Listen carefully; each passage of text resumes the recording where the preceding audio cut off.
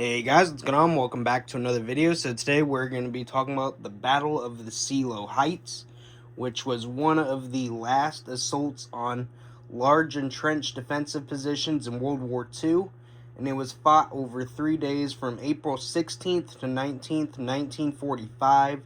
And this position at Seelow Heights was known as the Gates of Berlin. So this was fought in the start of the Soviet offensive going into Berlin and all that stuff. So we're really just gonna go from the German side and move down to the Soviet side is what we're gonna do. So as you can see, I have one of my yellow Brickmania sticker pack of Germans right there with a Panzerfaust.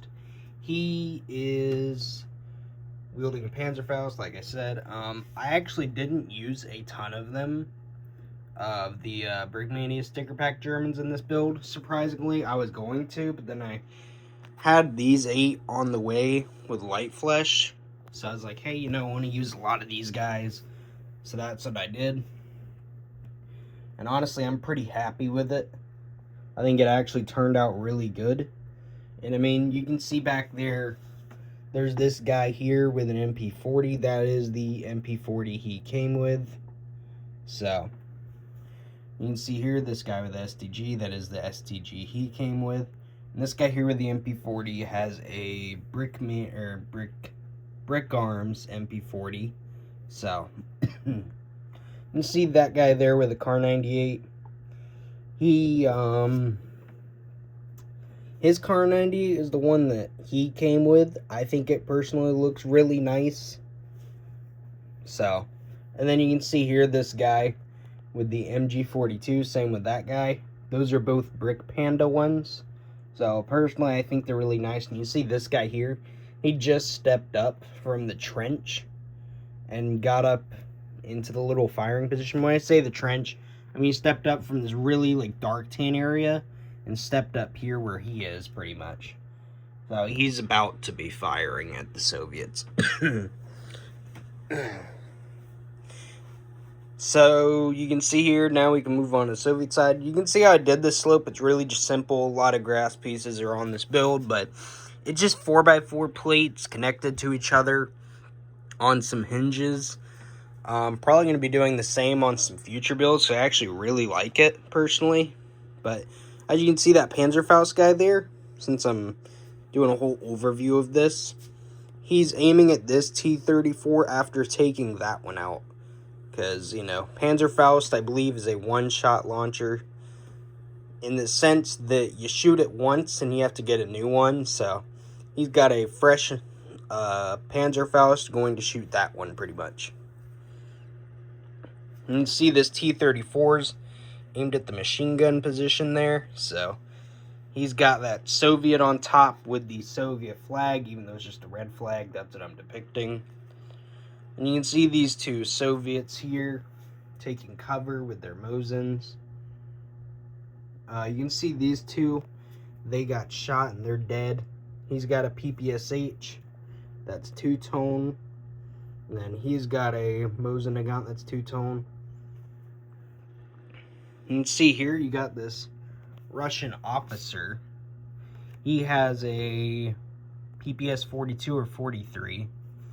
So you can see that. If I get it at the right angle, you can see that. You can see here, there's all these guys here. And if I get down here a little bit, you can see there's this crater here. They're all kind of around it behind their tank. There's this guy with the Mosin shooting up towards the trench. And you can see here, this Soviet officer is just trying to get them to charge. And he's got a gunmetal PPS 42 or 43.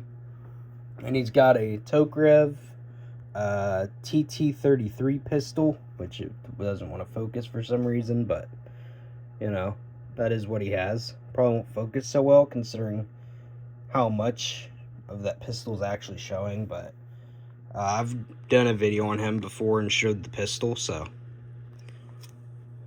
But he's just shooting the pistol in the air, basically, trying to lead the charge. or just, waving it in the air and all that. You can see there's a Soviet here. He's trying to move out and, start shooting at these guys, taking cover behind the tank for as long as he can. You can see there's this guy here with a PPSH. I actually moved him a little bit, because I think for a while I had him in the crater, but I moved him actually right there. So he's got a PPSH and he's shooting up at the trench. And yeah, I think that's pretty much it, unless you'd like to see how I did the fire on the tank, which really is just a bunch of fire pieces. I mean, that's literally simply what it is. Like, all I did was a bunch of fire pieces around the tank to make it look like it got hit. I didn't want to give it any, like, black residue or anything like that, like it's been burning for a while, because I want to make it look like it just got hit.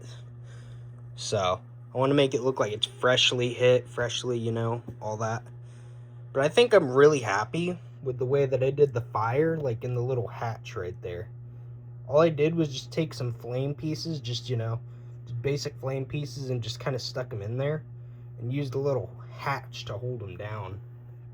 And that means I could go and actually angle them a bit, so that looks like the flames are kind of going in so many different directions. So I think I'm really happy with that personally. Sorry if the camera's blurry. Sometimes it unfocuses. But yeah, I think that's pretty much it, really. This is a smaller build. It's not extremely big. I didn't want to talk too much about history on this build. I think, honestly, this is probably a lot better of a system than what I did for my first one, which was Operation Barbarossa, because not only does it mean it's a shorter video, but you also get to see a little Lego build that I can depict for it, so you can kind of imagine it in your head based on this. So I don't know. That's just my thought process with a lot of these videos that I do like this. So yeah, hopefully y'all enjoyed this video. Sorry if I'm having a little hard time talking. I feel like I'm a little sick today. Not really too sick, but just one of these little days where I have this cough going on, this mess. But yeah, hopefully y'all enjoyed this video, and not sure when this video will release, because today's Tuesday, so that's been like 3 or so days since I recorded the video for the Battle of Velocity and the Battle of Taipao, which was my Winter War and American Civil War build. So really, you're just seeing me, just talk about my Seelow Heights build. So yeah, hopefully this goes out next week at least. If not, it'll go out in another 2 weeks since of me recording. We'll see. But yeah, as I'm recording this video, though, I am going to be putting out a short today on my second short on the Battle of Velocity. If you want to know what day I'm recording this, in terms of what days I'm uploading, stuff like that. So yeah, hopefully y'all enjoyed this video. I think I've done enough talking. It's going on 9 minutes almost. So yeah, hopefully y'all enjoyed this video. Hopefully I talked about what's going on enough. Because, I mean, as you can see, I think here I showcased it enough. I mean, there's not really a lot going on here. I mean, there is, but there isn't at the same time. It's pretty self-explanatory. So, yeah. Hopefully y'all enjoyed this video. Probably after this video, I'll be doing a few shorts on this. And then I'm probably going to go on ahead and start taking apart this build. So, yeah. See you all in the next video. Hopefully, after this one and the shorts, I'll be doing more history videos in terms of, like, military equipment and coins and stuff like that. So, yeah, if y'all enjoy this kind of content, please be sure to subscribe, because it greatly would be appreciated, because I love doing this kind of content, but it's getting expensive. It's getting to where I am struggling to even support this.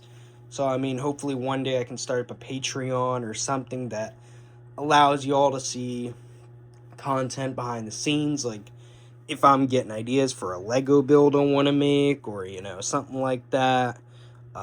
Just anything really, stuff you might not see me do on Discord or, you know, on here, for example. So yeah, hopefully y'all enjoyed, and I will see you all in the next video. Have a great day and a great night.